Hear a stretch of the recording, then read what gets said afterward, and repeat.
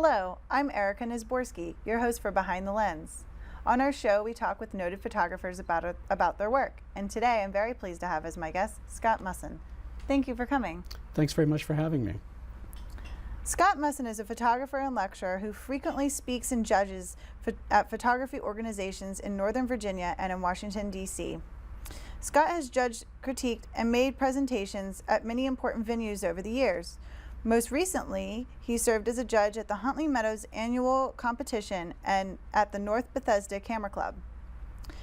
And not long ago, he lectured on digital workflow at the Loudoun Photography Club and presented a workshop on preparing digital images at the Northern Virginia Photographic Society, or NVPS.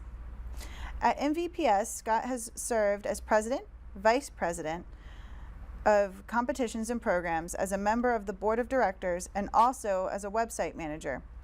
He has received both the NVPS Photographer of the Year and the Versatile Photographer of the Year awards, and the Advanced Photographer of the Year award for prints and digital projected images.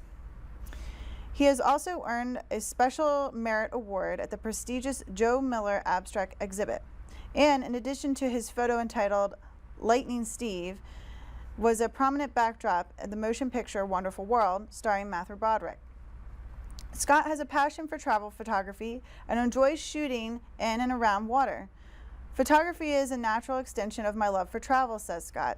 While I've taken pictures all of my life, it wasn't until I was older and could afford to travel that my passion for photography truly developed. I love the whole process of photography: planning a shoot, getting up early to catch the light, processing the images, and printing and matting. Besides travel photography, Scott also enjoys architectural and blacklight photography. Before we take a look at your work, I want to ask, what does photography give you? It gives me really a creative outlet. I think I'm really a frustrated artist. I was never really very good at painting or drawing, but I found a way to express art through photography, and that's been a real joy for me, so I really enjoy it for that aspect.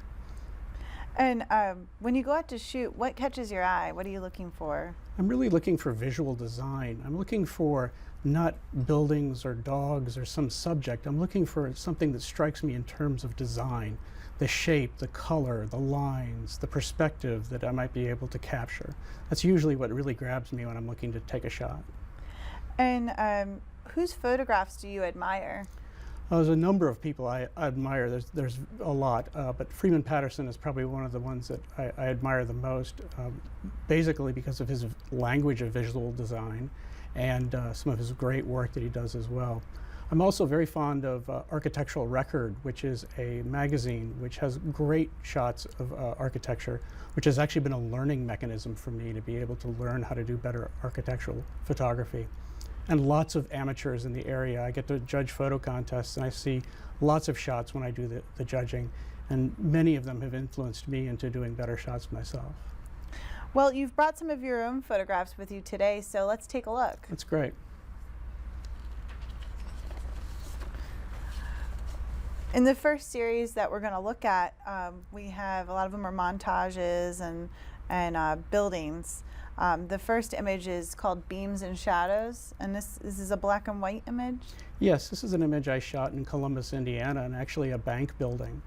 The reason I called it Beams and Shadows was, one is it's beams in the building, but also the beams of light that were coming in, and the contrast of the shadows where the light wasn't coming in.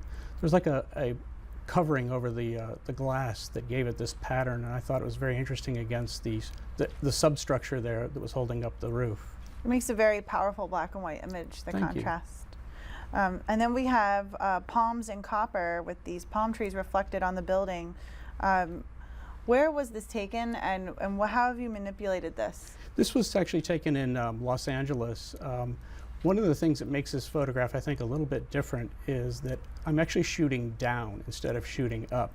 Often when you see photographs of buildings, you're seeing the perspective of somebody shooting up at the building. Here I'm actually above where my perspective was. There really isn't any manipulation done here other than perhaps a little bit of saturation to give it a little bit more coloration. The distortion that you see in the windows was a naturally occurring distortion from the reflections of what was going on around. It's very interesting. And then we have a more recognizable building shot, the Austin Towers.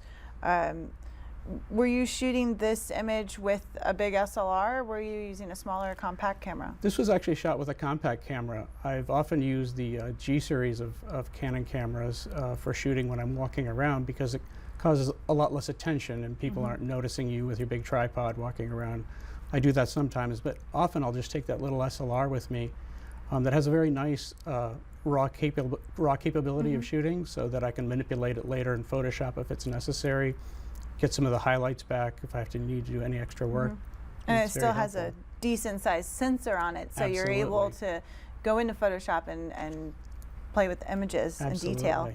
And then we have Grand Central Station. Yes, absolutely. And what I like about this image is really the contrast of the old building up against the new building, which is at the reflection. You notice I have a lot of reflections of buildings in my photography. I like that a lot.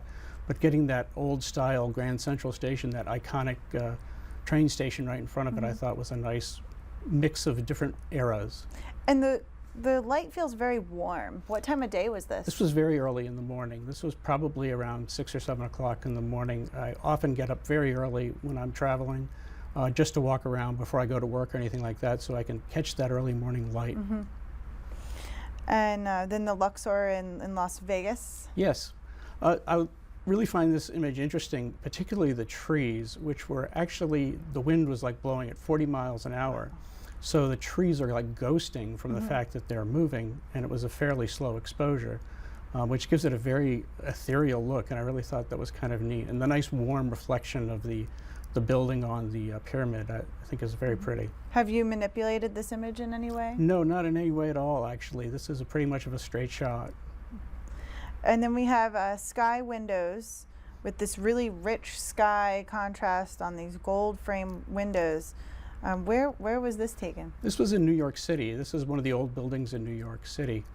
I was looking up when I shot this image, and the reflections just caught my eye. You know, the blue of the sky and the reflections of what was in the window, I thought made for a great subject. So it was definitely something I wanted to capture. Then I took this image into Photoshop and I corrected its perspective, because it looked like it was kind of pointing in because of the perspective of looking up at a building. So I tried to correct the image so that it looks like I saw it in my own mind. So what you've done in Photoshop is much like what some people would do with a tilt-shift lens. Absolutely. The perspective correction is very similar in Photoshop as to what you'd get with a tilt-shift. Very cool. And then we have the Art Institute of Chicago. Now this is one of your montage images? Yes. I do a technique where I'll copy the layer or the image itself, and then I'll invert it, enlarge the canvas, and then put them together right at the point in which they meet. And it gives a very different look to images. And it works really nicely with architecture photos because they're so symmetrical. They meet very nicely. It's harder to do with organic things, but it works really nicely with architecture. It almost makes them feel more organic. It does in a way, yeah. That's really cool. And we have the Seattle Central Library is the next shot, another montage. Yes, it is. It's a very famous building. I think I was walking around early in the evening when I took this shot, and kind of exaggerated the distortion of looking up at it. It was very low to the ground, used a very wide angle lens, and got this very exaggerated look of a fairly iconic building. So in that image you were getting low to the ground to shoot? Yes. In some of these images, are you almost like laying down on the ground looking up? Well, in this particular one, I almost was. I at least had the camera almost on the ground itself. I frequently will actually stop and put the camera down on the ground just to get a different perspective. We see pictures so frequently of iconic places, but they're always the same snapshot. So I try to find a different perspective to make it look a little bit different. Very cool. And then you have reflections of old New York. And this one, because it's like a reflection, like a mirror, it makes the building that's reflecting off of it look almost like a wave. Yeah, it does. It gives it a very interesting curved feel. It's amazing how much those flat pieces of glass will distort the reflection too. It gives it a lot of feeling, and I really enjoy to capture those kind of images. Again, that dichotomy of old and new all in one image is kind of fun. Yeah, and the next image here, I knew it was the museum. The locals will probably know it's the museum. Sure. But again, with the montage, I was trying to figure out what angle this was taken from. Yeah, that's because of the duplication of the image. You see two different things that you don't normally see, but there was that recognized aspect to it, I'm sure. Right. Yeah. And now this is one of your favorites, the Walt Disney Concert Hall. Yeah, I really do like this shot. This was one of the first montages that I did where it really just spoke to me that this was a neat technique for architecture. One of the nicest attributes of this building is this soaring kind of angle. And then to take that angle and emphasize it by repeating it, I thought was a great idea. And it's often what I try to do with architecture photography is I try to find what's the aspect of the design feature that really makes this thing stand out, and then try to emphasize that even more in the composition. Yeah, it has a very modernist feel to it. Yeah, Yeah. it does, kind of metropolis-like. Yeah, it's very cool. And then here with these staircases in the next image, there aren't too many long, almost panoramic images that you have here. What gave you inspiration for this?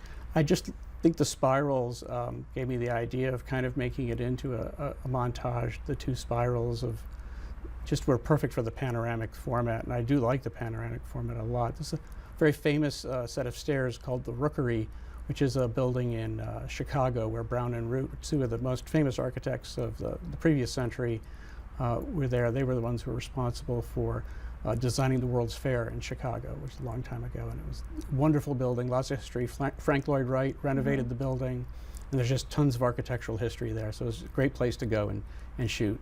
Yeah, this one really does play games with your eyes, this image here. Neat. That's cool.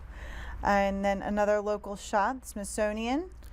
What have you done here with this image? This is actually a montage itself, but I've done it 3 times, where I've taken the same window and I've replicated it 3 times. And it's funny, I've had a lot of people say this is one of their favorite images that I've taken, and it's funny because there must be something to the repeating of the image that makes it very calming and pleasing to people. Yeah, it looks very perfect. Like there's Yeah. nothing out of line. Everything's perfectly spaced and lined up. Exactly. Yeah. And then we have here in Miami, this nice Art Deco image here. Yes. What drew you towards this building? Well, I think the fact that there was the round window at the bottom, which kind of balanced off the really rectangular shapes on the top. You don't see a lot of round windows in buildings, and I think it really gave it a nice feel and just something different than you normally see, even in Art Deco. Yeah, and all the lines and everything. Again, you're all about framing things and within the frame, and the lines are very nice, how they match up with the boxes. Yeah, I think it's really important that you make sure that your lines are perpendicular to the edges of the picture, otherwise it doesn't look like it's been properly photographed Right. to me. It's everything's very intentional here. Exactly. Yeah. And I love these little awnings over the windows there. They call them eyebrows, and I think it's such a great name. It really expresses them very well. Yeah. And then we have the MoMA, inside the MoMA here, and the stairs. Yeah, it was just one of those images that just grabbed me as I was walking through the MoMA looking at an exhibit, and I just stopped and saw those stairs and just said, oh, I've got to capture that. And of course, I always have a camera, so. Yeah. Well, that's important, for a photographer, because the second you don't have your camera Absolutely. is when you see that image that you just have to have. Yes, and the best camera in the world is the one you have with you. Yeah. And then a detail shot. We don't have too many detail shots here, but this next image. Yes, I just thought this represented an architectural type of shape it was a detail, but yet I still like to capture it. So it's just part of a building that I captured. That's very nice. Those are bricks there on the sides? Yes, it is. It's surrounded by bricks. It's just a little architectural design.